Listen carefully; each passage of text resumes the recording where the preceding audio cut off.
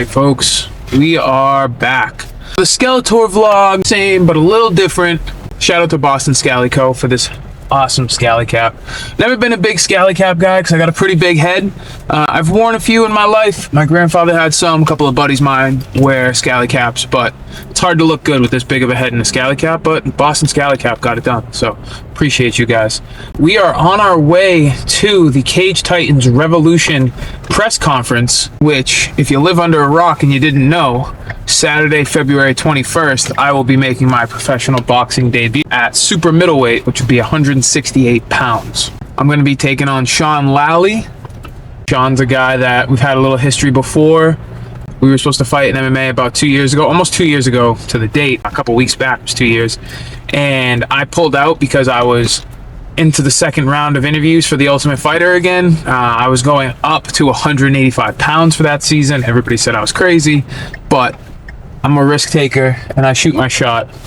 But I ended up making it to the second round of interviews, so it would be stupid to fight an unnecessary fight against Sean Lally when he doesn't deserve the fight anyways, when I could potentially just be back on the show. So I informed Cage Titans in a good manner that I was going to be on Cage Titans, that I was going to be on The Ultimate Fighter again. They told Lally, and Lally made sure to drag my name through the mud all over social media. So I informed Cage Titans that I would be on The Ultimate Fighter again, because at the time I believed I would. They informed Lally. Lally went on social media and dragged my name through the mud because I couldn't publicly defend myself. If you've been around anybody that's been on The Ultimate Fighter, you just know the whole way about getting on the show. You can't really publicly announce that you're in talks to be on The Ultimate Fighter. That kind of ruins the whole mystery of reality TV and stuff like that. So my name got dragged through the mud pretty bad. I had people antagonizing me all over social media. I had people messaging me, shit like that.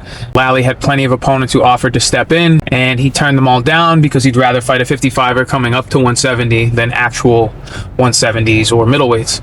Kind of a punk move. Still kind of agitates me because, I don't know, I don't want to say like it agitates me too much, but it's just, I think I just hold humans to a high standard, whether we live up to them or not, myself included. I'm not a saint by any means. But like, I don't know, as a man, it's just one of those things. You see somebody chasing their opportunity, and he would do the same. I know he said to people like, oh, maybe I should try out. It was too late for him at that point. But I think he was just salty that I saw the opportunity and tried to seize the opportunity where he was not. When I got on The Ultimate Fighter the first time, I was supposed to fight Dan Dubuque at Reality Fighting. Me and Dan had our back and forth afterwards when I didn't make the UFC, and he never ended up fighting me. But it's water under the bridge. I don't give a shit anymore nowadays. But when we were originally scheduled to fight, same exact thing happened, same time of the year. Had my fight booked, did my Ultimate Fighter. Back in the day, did the tryouts. I went to Vegas, I did my tryouts, I did my interviews, and I made it. And when you make it, they don't really tell you made it until they tell you made it. So I went home from Vegas, did all my interviews. They were following up with me, getting all this stuff done. I just had to assume I was on the show because I was doing a lot more than a majority of the other people trying out. So I contacted Reality. Reality contacted Dan, and Dan was like, hey man, he's chasing a dream. It's his opportunity. I get it. I would do the same. Boom. Nothing of it. So I assumed that Lally would do the same thing. He took a different route, and that just says to who he is as a man and as a fighter. I wouldn't knock anybody that pulled out a fight with me to go be in The Ultimate Fighter or be on the Contender Series, because I would do the same thing. It just makes no sense. And if you wouldn't do that, I think you're just kind of dumb or lying. But fast forward, I've been telling Cage Titans with all this Ring Titan stuff that they got going on that boxing would be really cool. Everybody around here was like, oh, kickboxing, oh, Muay Thai, grappling, MMA, all this stuff. But Cage Titans being the biggest promotion out here in the Northeast, you haven't seen any boxing shows outside of the big leagues that feels like the big leagues. You know what I mean? There's boxing shows all over New England, but it's in somebody's gym or it's in a Knights of Columbus. It doesn't have that feel to it. And if anybody was going to give you that feeling outside of the big leagues, it's going to be Cage Titans. So I was harassing them for a little bit. And after my last fight went the way it did, I was pretty upset about getting poked in the eye, the no contest, half my purse, stuff like that. And I told Cage Titans, my eye doctor cleared me pretty quick. Obviously the eye was still uncomfortable, but I got cleared pretty quick. So I told him, I was like, yo, that December 13th card, let's get some boxing going. Let's make it happen. We got the Ring Titan, and they came back to me and they were like, I don't know if we can get it done that quick, but February 21st, we're talking about MGM Fenway. and I was like, oh, sign me up. My dream is to fight for the UFC at the TD Garden, and if they come back this year, I'm gonna do it. But I think that MGM Fenway is such a close to home venue. It's Fenway Park, you know what I mean? You're attached to Fenway Park. You're right next to Lansdowne, and it's just one of those things where maybe it wasn't my direct vision. I've always envisioned walking out of TD Garden, but it's right up there. The only thing that could be better than that is if we had fights at Fenway Park, which, like, hey, maybe one day. You know what I mean? Everybody always talks about the TD Garden in Boston, but it's like, what if we got one at Fenway Park? Imagine how crazy that would be. But yeah, so I don't know how it came across Lally's desk, whether he saw some of the graphics that Cage Titans made. They edited some stuff like me with boxing gloves saying, should we do boxing? Things like that. But word got around that I wanted to box. He said he'd love to box. And when Cage Titans came to me, I jumped right on it. It's one of those things where, once again, a little side quest from the main objective, but I would like to close this book with Lally, and what better way to do it than in a sport where it should really play into his wheelhouse. I believe I'm a better striker than Lally everywhere, whether it's just boxing, kickboxing, whatever. I know I'm a better wrestler. I know I'm a better grappler. He might be bulkier than me. He might be stronger. He might hit harder. But in MMA, I don't think that it's a close fight. I think it's a dangerous fight, smaller gloves. But I think that technique and skill for skill, I'm just a better fighter, and I would take him down and strangle him. Boxing, where he's such a power puncher, I can't move around with my kicks and keep him at bay. There's limited strikes and limited footwork to worry about, and it's shorter rounds where he can really just explode every minute of every round and throw as hard as he can. It makes him very dangerous in a boxing match. But to play into a sport or compete in a sport against him that plays into his wheelhouse, it leaves no excuses. After I beat him, you can say like, oh, I fought that guy one time, and that could be your claim to fame, but there's no more after this. There's no more thinking that you have a one-up over me, that your fans can walk around and say that Joe Giannetti's afraid of Sean Lally. I stepped into a sport where his skill set should give him every advantage possible, and I'm gonna beat him in that sport. It's another one of those things where this is a nothing to lose fight for him because he's got nothing going on. He's kind of irrelevant as far as the fighting scene goes. He likes to pop up every once in a while and do some commentary for Cage Titans and say his piece on social media. But in the grand scheme, I don't want to say nobody because that's so harsh, but he's irrelevant. Even more irrelevant than I am. I'm pretty irrelevant as far as the grand scheme. And I know some people will say, like, what are you talking about? But I think I just have a wider scope for the sport. Dude, I hate people driving, by the way.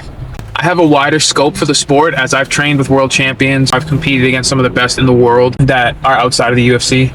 And that's just how I look at it. When I look at relevancy and I look at who's the best, who's good, I look at the top of the sport. And on the global scale, I think Lally and I are pretty irrelevant. But I think that I still have a lot more chapters left in my story. I think that his story is coming to an end. And it doesn't mean that this is an easy fight by any means.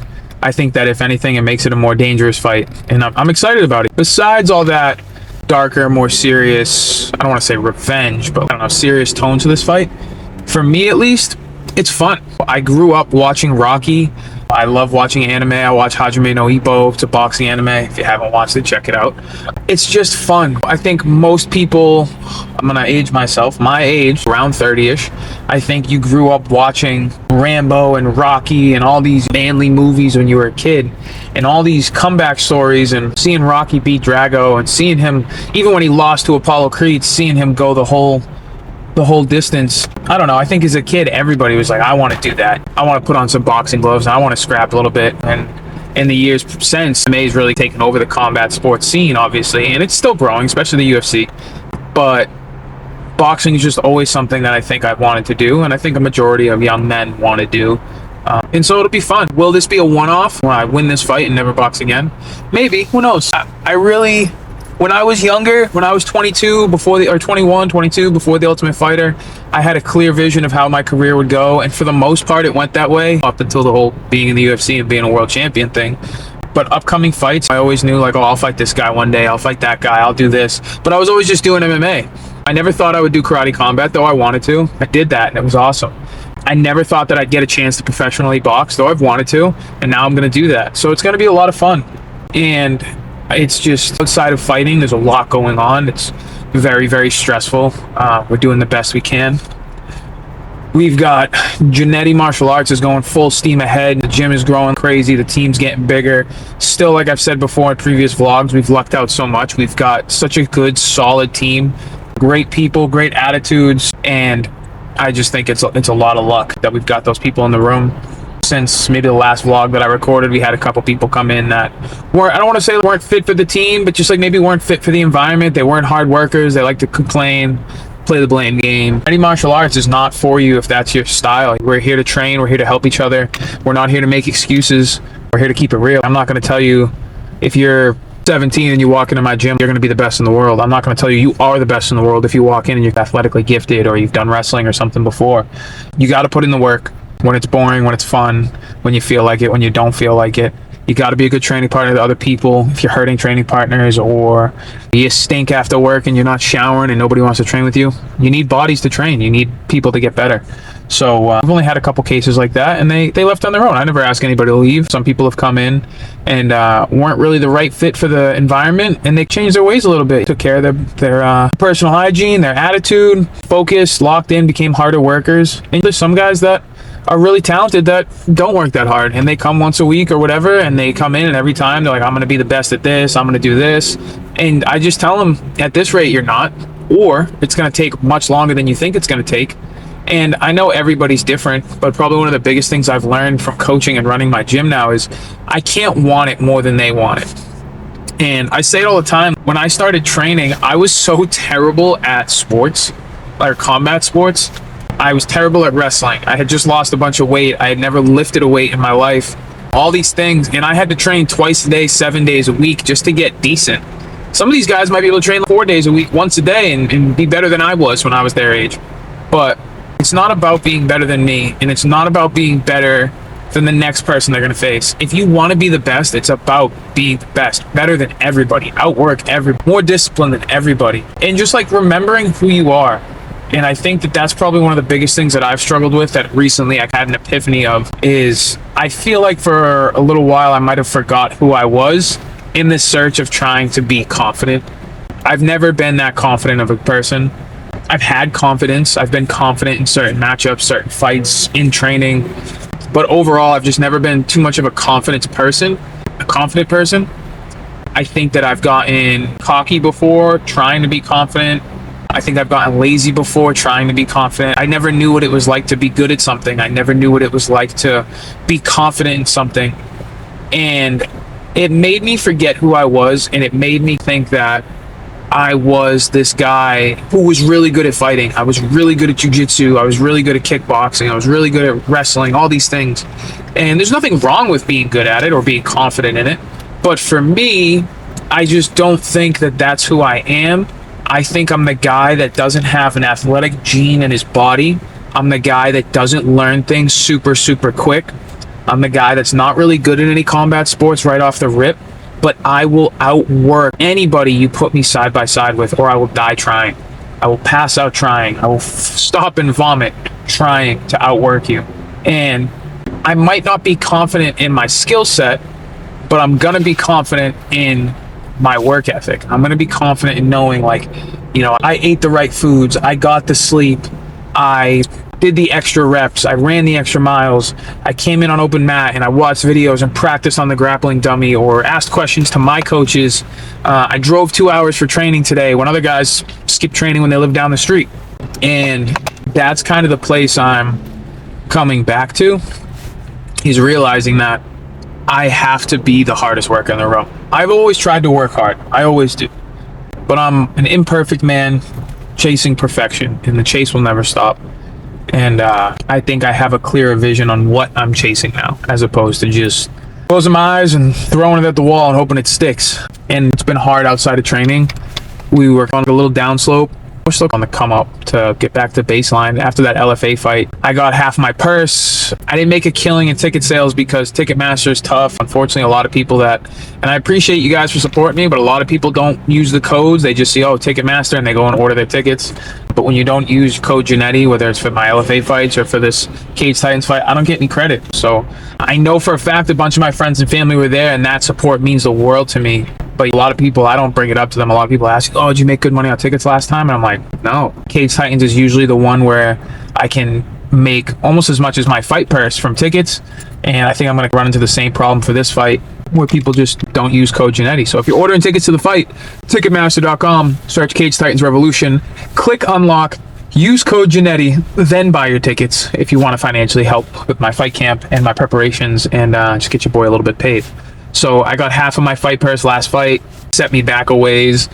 December, I didn't really work much. If you've been following for a while, I worked for my dad. We cleaned hoods and ventilation systems for restaurants, and he's just not that great of a business owner. He's an older Italian guy. It's his way or the highway. And he's older, you know what I mean? He's older. He shouldn't really even be working anymore, but he's got a couple control issues. He doesn't want me to take over the company, which is whatever. I don't really have the time for it right now anyways, but he doesn't want anybody else taking over the company. And during the winter, it gets harder to schedule jobs. People are busy with Christmas. They don't want to close early, New Year's, stuff like that. It's colder, so we have a harder time doing some cleanings. So I didn't really work that much in December. I didn't really work. I barely worked in December. I think I worked a couple of days, maybe a handful. I worked a couple times in January. In February, we've got a little bit more work. We'll start picking things up as the months get warmer. Hopefully we don't keep getting pounded with snow. But my bank account, negative $400 in my bank account. I pay my gym's rent out of pocket. Not the whole thing, because we're a gym. But rent and utilities, I pay a portion of it out of my pocket because we're still a growing business. Then I got to pay my own rent, bills, and things like that. My son is due at the beginning of April, which is still just a wild thing to me. I am going to have a son in a couple of months, and it's a whole nother video of the life I want to give him and the things that I've dealt with my own father that I don't want to have to deal with him, as far as us butting heads. And if he's anything like me, I'm sure when he gets older we'll butt heads. But I've learned a lot from my dad, good and bad, and I want to make sure that I actually use those lessons with my son. But I think the two biggest things that I want besides that are, I don't want him to ever have to see me and his mother financially struggle the way I watched my parents. One of the biggest reasons for divorce in this country is finances, and me and my wife, we're never getting divorced. Whether we hate each other or not, we'll always love each other. But I never want my son to see me and his mother struggle financially. I saw my parents. I never want to fight over finances in front of him or in general. But not only do I want to be the best in the world, not only do I want to make sure that my family is financially set, I want to be there in his life. I want to be at his sports practices. I want to be at his games. I want to, whatever he's going to do. You know what I mean? I don't give a shit if he's in the band. I don't know. Whatever he's doing in life, I want to be there at home with him. I want to give him a good life. I just want to be there for all those things. And when I was a kid, my dad worked a lot. My dad worked. From what I remember, if it was a 90-10 split, it was 90% work, 10% him at home. And in hindsight, where I am at now, I get it. The amount of days that he would come home and just want to watch his cowboy movies, sit on the couch. And there was still days where he would come home and spend time with me. And I appreciated that always. And those are some of my fondest memories. But there was so many days as well where he couldn't. He was exhausted. And obviously you can't spend every day doing it. But I just want to give my kid as many as I can, and I want him to know I was there for him. I'm getting old, man. But like I said, my fighting journey is far from over. The gym is growing at a rapid pace. My son will be here in a few months. We still struggle financially, but that's just the name of the game. I think as the weather starts to warm up, I think business will pick up a little bit. I think at the gym and working with my dad, I'm hoping by the summer I can honestly quit working with my dad and focus on the gym full time. Then we can start adding morning classes. We can start doing a lot more different events for the gym. I can focus on adding stuff to the gym, being there all day. And then guys, if they're just free and they want to come lift or they want to come hit the bag, I'll be there. But yeah, so a lot of plans for the future, the near future. And it's stressful, it's scary, but it's exciting. I think, knock on wood, this year I've done a really good job combating that seasonal depression that I've dealt with in the past. Usually wintertime hits, it gets snowy, and your boy is a shell of himself in his apartment. So I'm pretty excited that I'm doing okay with that. I'm doing the right things. I think the biggest thing that's probably helped with that, and not like I had a problem before, but it's just, it itself isn't great, is I don't really drink anymore. I know a lot of people that drink casually but on the regular, and It's just not something that I want to raise my son around. Oh yeah, when you go to work and you work hard all day, you come home and you crack a beer, which isn't that bad of a thing, so don't get me wrong. But I don't know, I do, don't get me wrong, I love the taste of an ice cold beer. I love the taste. But I've got athletic brews. They taste just like a regular beer. There's no alcohol in them. They don't ruin my gains. They don't make me feel like crap when I'm training the next day. I don't feel bloated. They're lower calorie. And like I said, I think that alcohol is a useless substance. As somebody who drank it a lot in his early 20s, maybe even a little before his 20s. It was fun when I was a kid, even when I wasn't supposed to do it. But I just don't see the point in it now. Don't get me wrong, I'll still smash an espresso martini. It still tastes good. But I've just been, we got snowed in the other day. I had a few athletic brews. I played some video games with the boys, did some training before the snow really hit. And it's just helped my mental so much. We've also lucked out a little bit. We get hit with this snowstorm, and it's sunny out today. It's freezing, but it's sunny out. And we're going to get a nor'easter this weekend, so I'm sure the skies will be gray. But I think also the gym keeping me busy on top of my own training, it's just kept me from sitting in the house and sulking, especially when work slows down, like it does almost every year working with my dad. But yeah, I know my wife is stressed out to the gills, and it stresses me out seeing her so stressed. It's not good for her. It's not good for the baby. But, you know, we're right there. I feel like we're at this, not a breaking point, but we're at this, not the peak, but we're on our way up. And it's a slow, tough process. But going uphill is always harder than going downhill, metaphorically, in a good way. You know what I mean? You're going downhill, you're doing stuff the easy way. I don't want to go downhill yet. I want to fight my way up to the peak. But there's peaks and valleys as well. So I think we're on our way to a new chapter where things start to look a lot better. I think we're on our way to a new chapter where things start to look a lot better. I really just want to make sure that my family is taken care of, and I want to make sure that I'm able to be the one that keeps them comfortable. So, on our way into Boston, MGM Fenway, gonna go do a press conference, a little walkthrough of the venue, and then maybe we'll go hit up the north end. We'll stop by Bova's before we come on home. All right, gonna take a promo video. All right, let's get it, peeps.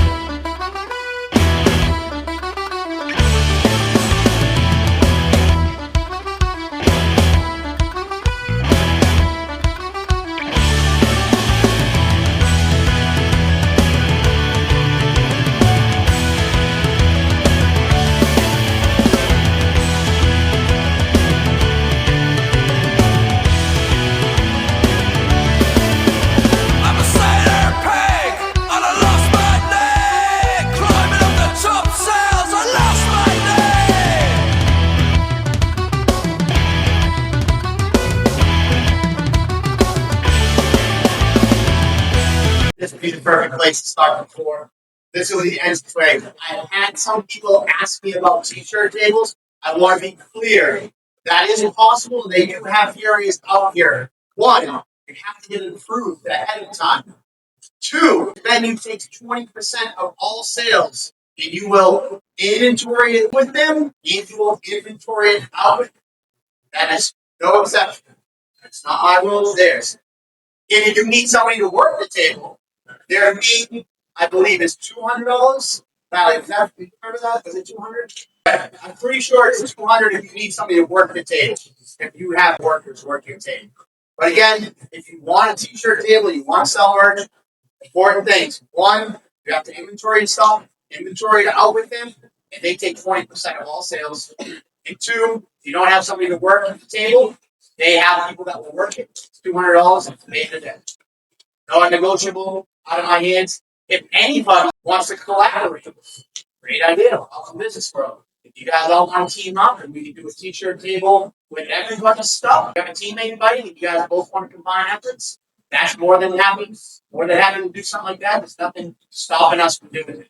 So if you have a vendor that is one of your sponsors and they want to sponsor the event and have a vendor table, they can speak to us themselves. That's how this area will work. As you all know, this venue is 100% digital. There's no physical tickets, so they'll be scanning tickets, pat-downs, metal detectors, all that stuff. When you guys comments today. We'll go inside first. So, guys, up here, obviously, I want you guys to all be clear. We will have plenty of fighter relation people. I'm a pretty emotional guy, but I can't believe what we started 16 years ago. I was going to do this once, at one fight. Turn into two, turn into three, turn into one Cage Titans event, turn into something that's monumental. I can't thank all you guys enough, because without you guys, we're not here. But with that being said, as excited, as emotional I am being in the building, this beautiful thing that I never dreamed of, we're here, but that's not enough. We're here, and that's great. We're here because I spent $30,000 to rent this place. No, there's no freebies here. It's on us to blow this fucking place out. It's not enough to get to the show. What do you do when you're there? And that's really what this is about. This is very different for us, and it's gonna be hard, but I put every one of you guys, I got a list of 40 guys that want on this card right now. And I put you guys on because I believe in every one of you. And I say that from the bottom of my heart. Shut the fuck up. Cool. Yeah, this is fucking sick. Yeah. That's what we need. Jojo, lifelong Red Sox fan. How does this feel? Feels right. Feels like it's meant to be. It's gonna be a good night. That was what dreams are made of. So, Cage Titans Revolution at MGM Music Hall Fenway, and it's, man, almost brings a tear to your eye. Did bring a tear to Paul Veer's eye. But, man, the locker room overlooks right center field. More so right field. But I'm speechless even just leaving the venue. It's, like I said, it's something that dreams are made of. I'm happy. I'm excited. It's been a long time since something besides the fight has really excited me. I've said for years, I like tough fights. Tough fights excite me. Tough fights makes it easy to stay in the gym. It makes it easy to push myself. But there are other things, and it's not an egotistical, like, look at me, I'm fighting at MGM Music Hall, but it's just fun. Simple, pure, childish fun. Everybody grows up thinking I'm gonna play at TD Garden. Everybody grows up thinking I'm gonna play at Gillette. I'm gonna play at Fenway Park. And now I'm fighting at Fenway Park. I didn't make the Red Sox, but I am fighting at Fenway Park. It's MGM Music Hall, but we're right there. We're connected to Fenway. It's gonna be one of the best fight nights of my life. I think the only thing that might or could have made it better is if it was an MMA fight, something that career-wise maybe progressed me towards the UFC or the big show. But maybe that's the whole point. Maybe this whole thing just being a fun night, a fun night, a fun fight, a fun event, venue, everything.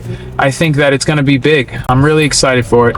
It's going to make pushing on the heavy bag and in the gym so much easier. And it's really cool getting that tour through the music hall. I didn't think it would really be anything, but it was awesome. So I'm glad that we did it.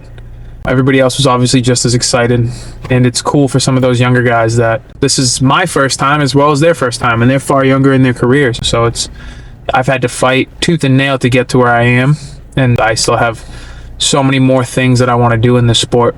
And while I'm staying active and I'm pushing myself and I'm just being the best version of me, it's a little break from MMA. It's a side quest. We've said it before, it's a side quest. But I still got to be active. I still got to be attentive. I got to lock in and not take my opponent lightly. But yeah, it's going to be fun. Fun is just where the word I keep falling back to. It's just like how fun it's going to be, how excited I am. I don't know, it feels special. The whole venue, being at Fenway. How do you fight in the city of Boston and not have such big eyes on this event? Whether it's MMA fans or Red Sox fans or somebody, people are going to be watching all over the world, all over the city, and I am excited for it. I'm actually very, very excited for it. I'm excited for some big publicity for my gym. Everybody at Giannetti Martial Arts is doing their best to give me the work. I'm pushing myself as best as I can. I'm dieting, I'm eating a lot more because I'm fighting at 168. But days like today are what really make fighting worth it. It's not all about belts. It's not all about money. Sometimes it's just fun. How else are you gonna get a tour through MGM Music Hall and be connected to Fenway Park and able to just hand over right field without being involved in a band as a performer or a fighter or a Red Sox player or work for Fenway, you know what I mean? And this is just my path to seeing all these great things.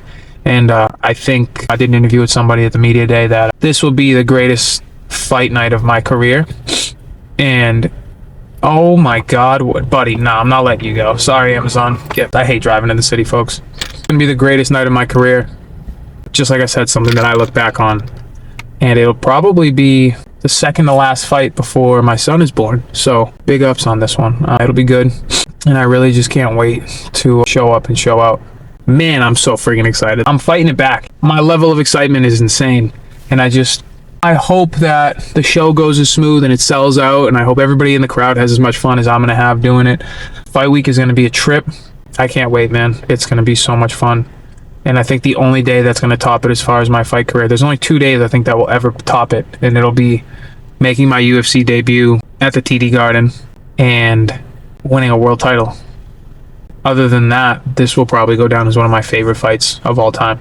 I'm just going to enjoy the moment. Something that I struggled with a lot before, especially with The Ultimate Fighter and things like that. I enjoyed it, but I don't think I fully embraced it and realized what the moment was and how much fun it is and how blessed I am.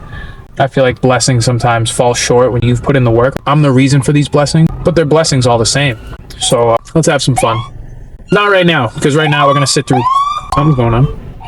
Right now we're going to sit through an hour and 14 minutes of traffic. That's what we're going to do. And then we're going to eat lunch, and then it's going to be time to run kids class and train. So let's have fun with that. And not fun with the fact that I just missed this light, and this guy's going to try and cut us off. You're crazy. See you on the road. It's darkening, our patience is waning. Is this entertaining? Our patience is waning. This entertaining. I've got this feeling.